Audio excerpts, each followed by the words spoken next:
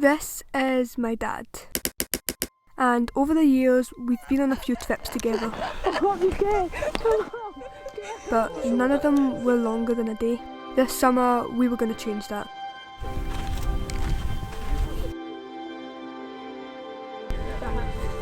We were going to take a 4-day road trip around our home country of Scotland, exploring the country through the eyes of a tourist. Oh, but first, we need a destination.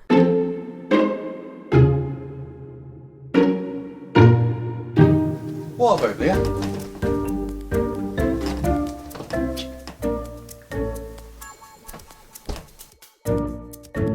Okay, the Outer Hebrides, also known as the Western Isles, lie 40 miles off the mainland of Scotland, home to 26,000 Scots and some of the most remarkable, beautiful and stunning scenery I've ever seen. What do you think? Perfect. After we had our destination picked, we needed a plan.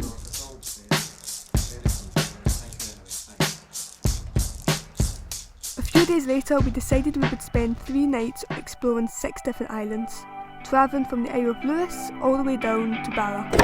They say that morning comes for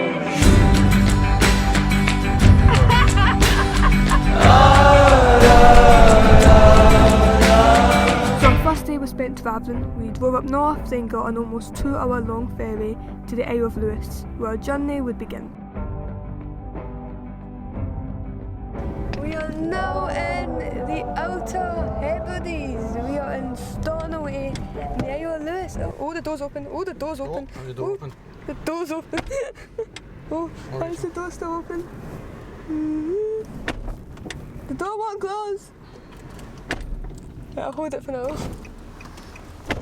There we go. Yeah, so our trip wasn't off to the best of starts, but that meant nothing else could go wrong. Right? You ready? Hey! Let's go!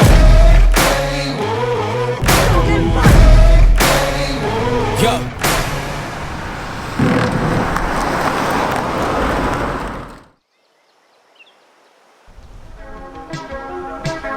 After a long day of travel, we woke up the next day and headed to our first destination, supposedly called the Butt of Lewis. Don't worry, that humour was not missed on me. Good morning, good morning, good morning. It is, do you know what time it is? It's 10 o'clock. It's 10 o'clock. This is our first and our last day on the Isle of Lewis and Harris. We're currently walking up to the Butt of Lewis. Well, we're trying to, I think we're lost, but there's no path.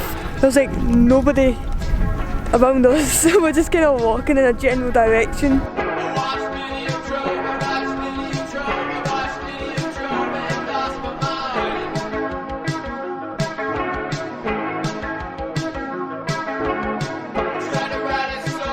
We went to the Butt of Lewis hoping to find a lighthouse that we'd seen pictures of online.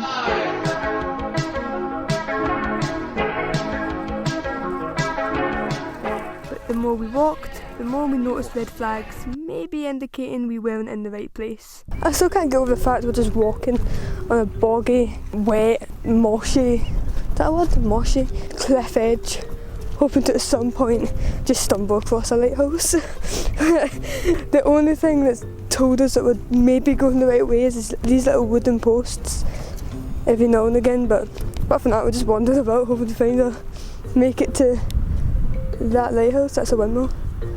It's somewhere in that direction.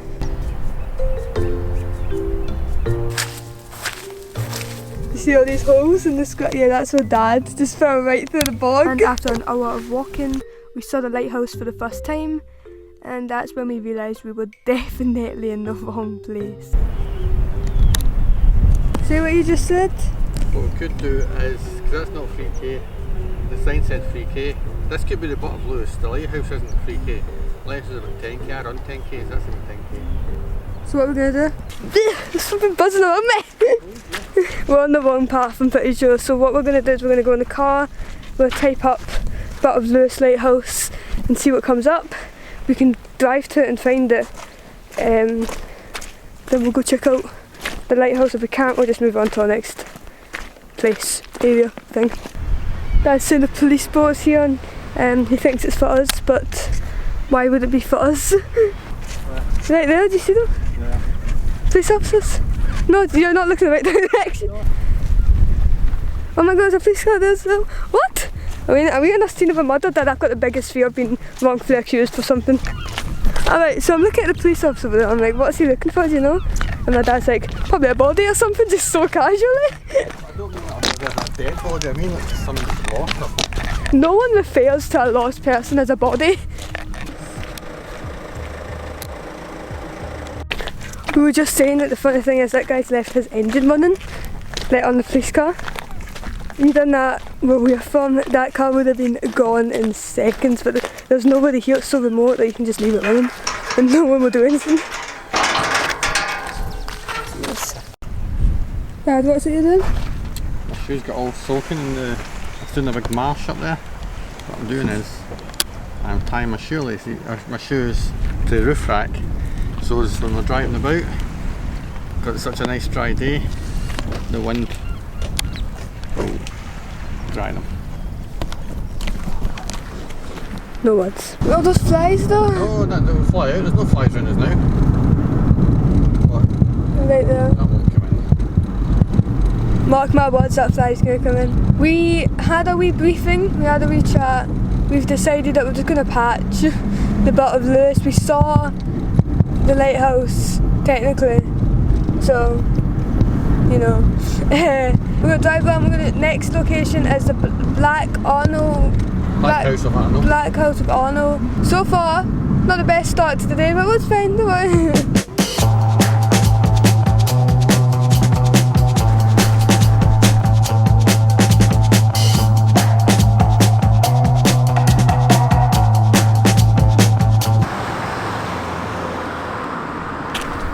Yeah, okay, I'll talk. We're now at Black House Arno thing. It's basically old houses, I don't know what to say. We're here. Dad just sat there, I just finished, I turned off the camera and he was like, that was crap. So go on, Dad. If I was watching that, I'd be like, why even mention it, because you're not going to talk about it. I'm going to talk about it later in a minute. Right, what are you going to say? I'm going to say, this is the Black House of Arno. These houses... You don't know anything about them? Yes I do.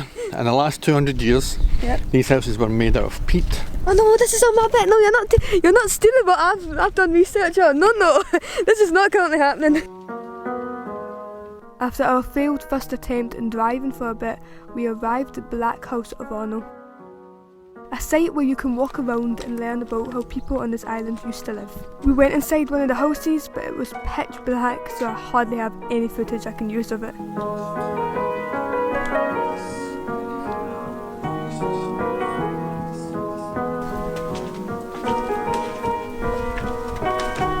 I'm guessing there we're just living inside the kitchen and living area. Yeah, and then this is like the bedroom.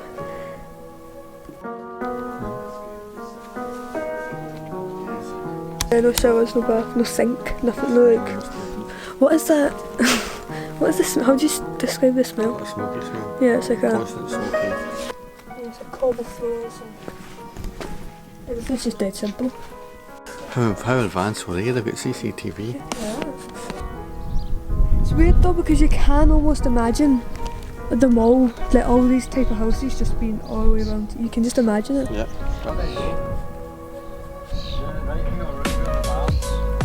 This is another one we're about to go in. It's like a ruined one. I'm guessing, I don't know why it's ruined. This is number 39, Joe. This is an actual street years ago.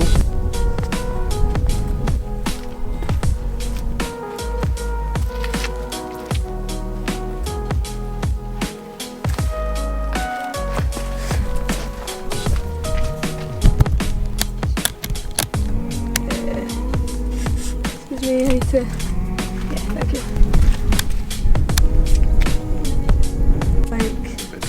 Yeah, this is almost like a layout plan. I know it's a room, but it's like, it kind of gives you an idea of how big the space was.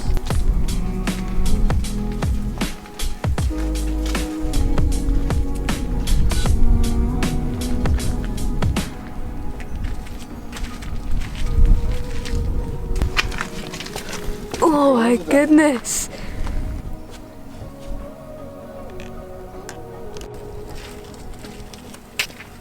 Ow!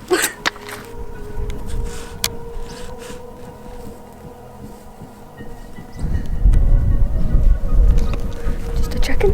So me and my dad are both finding these black houses really interesting because until about like, I don't know, what was it said, 1962, so only a few decades ago, people were still living in these houses, especially in islands like the Hebrides and like Shetland. So the whole kind of landscape around what these islands are made of peat. What these people would do, they would dig up the peat and they would use it for a lot of their supplies, and one of the main thing was fire. If you look around, you can't see many trees. I've not seen many trees. There wasn't enough wood, really, I guess, to light everyone's fire, so they started using peat. So they would dig up the peat, make it into this kind of like brick shape, and then they would leave it to dry. Then they would use it for their fires, and the fire was like the centre of their lives. They would make sure that this fire was always running. The peat fire was not allowed to run out.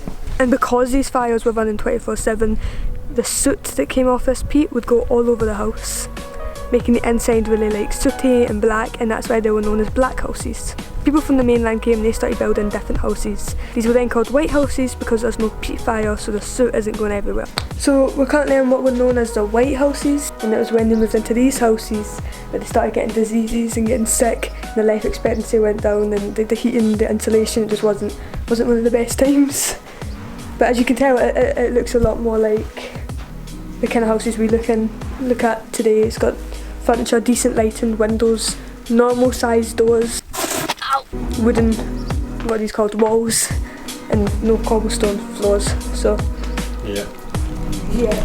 So technically we should, if you're living on this island, we should all be living in these black houses. That's my knowledge on these cool little houses. And this bit here, this was like the back garden.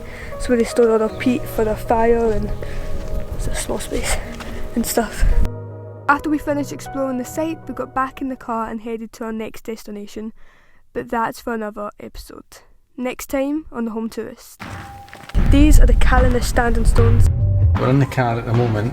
This could be our bedroom for tonight.